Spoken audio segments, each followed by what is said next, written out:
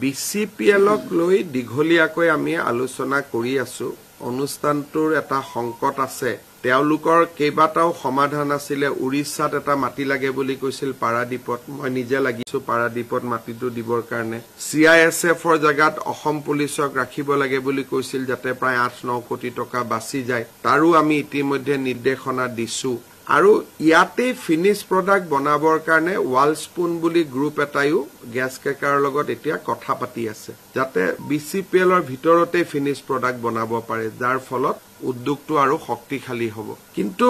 বৰ্তমান যি ধৰণে গ্যাস কেকাৰ স্থাপন হৈছে চৰকাৰে ৰাজসাহায্য দি নাথাকিলে ই বন্ধ হৈ যাব বৰ্তমানটো চৰকাৰে দি আছে এই সময়ছোৱাৰ ভিতৰতে ইয়াৰ কিবা স্থায়ী কথা এটা আমি ভাবিব লাগিব নুমলীগড় অইল ইণ্ডিয়া সকলোৰে লগত মই কথা পাতি আছো কিবা এটা ৰাস্তা উলিয়াব লাগিব কিন্তু অন্ততঃ কেইবছৰমান চিন্তা নাই যেহেতু কেন্দ্ৰীয় চৰকাৰ ৰাজ্য চৰকাৰ দুইটা ইয়াক যি লছ হয় আমি বহন কৰি আছো কিন্তু এটা সময়ত ইয়াত অসুবিধা হ'ব স্যাৰ এনডিএলৰ কোম্পানী চাহ বাগিচাবিলাকৰ অৱস্থাটো বৰ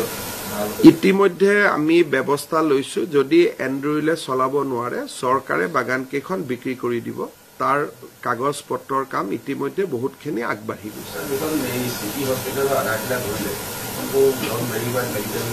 স্কুলখনৰ কেম্পাছতে আছে নামাকৰণটো পঢ়াত মোৰ একো নাই কিন্তু মই আৰু কি আছে থলুৱা কৰি কৰি গৈ আছো আৰু বস্তুখিনি মানে 75 ইয়াৰ্স যেতিয়া ভাৰত পাৰ হ'ল তেতিয়া লাহে লাহে মানুহৰ মনত এটা হৈছিল যে সব থলুৱা হৈ যাওক গোটেইবিলাক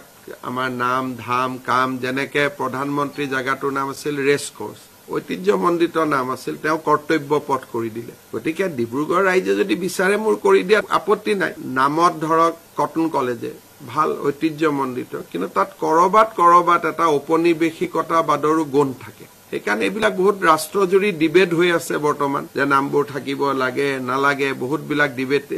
সোশ্যাল মিডিয়াটো পাব ডিব্ৰুগড় ৰাজ্যে যদি মোক মেমৰেণ্ডাম দিয়ে মই কৰি দিম মোৰ এই ক্ষেত্ৰত নিজৰ কোনো মত নাই সায়েন্স সেন্টাৰ আৰু টি মিউজিয়ামটোত এইটোৱে কথা যে টি মিউজিয়ামটোত আমাক আৰু অলপ পইচা লাগে আৰু অলপ ডাঙৰ কৰি তেওঁলোকে এস্টিমেটখন বনাই আছে গতিকে টি মিউজিয়ামটো হৈ যাব সায়েন্স মিউজিয়ামত কন্ট্ৰাক্টৰজন সামহাউ স্লো হৈ আছে আমি কামটো কেনসেল কৰি নতুন কন্ট্ৰাক্টৰ এজনক দিব লাগিব